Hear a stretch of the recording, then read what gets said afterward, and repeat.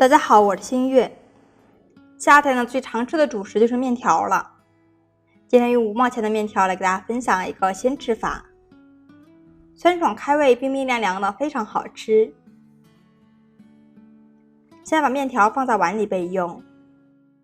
热锅里面少倒点食用油，摇晃下锅子，让油沾满锅底。然后再给它倒入1碗花生米，全程用文明火来翻炒，把花生米炒香。中途用铲子不停地搅拌着，可以让花生米在锅里熟络均匀。大概翻炒3分钟左右，看到花生米有爆皮的时候，像这样就是可以了。我们想办法出锅，先用漏勺给它过滤一下，把里面的油过滤出来。把花生米单独放在碗里面，去小菜园里面薅上1根黄瓜，先切成厚厚的薄片，然后再切成细丝。切好以后收在大碗里。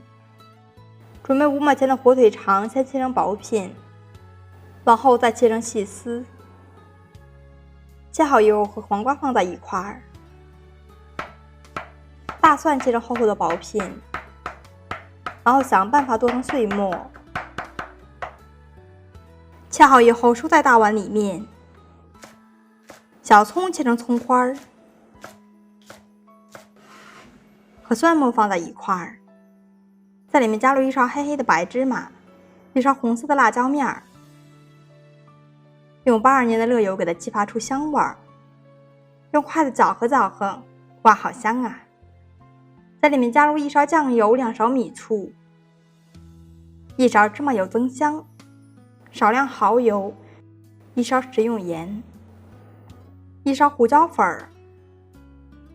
用筷子混合均匀，我们的调汁就调好了。热锅里倒入1碗滚烫的生水，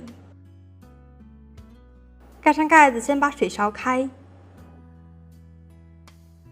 水开以后，把面条放进来，先用筷子搅和搅和，把面条搅散，防止一下锅就粘连在一块儿。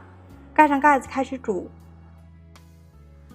煮开以后倒入100克生水，可以让面条更加筋道好吃。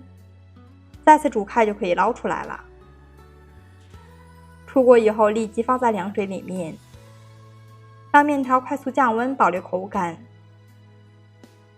用筷子搅拌到根根分明，然后用漏勺给它捞出来，放在一个干净的小碗里面，加入1瓶冰镇的雪碧，吃上去会更加好吃。然后把调好的料汁浇上来，用筷子搅和搅和，让每一个面条都裹上料汁。哇，好香啊！充分的搅拌均匀以后，把黄瓜还有火腿肠、花生米依次摆上来，一片柠檬，酸爽好吃。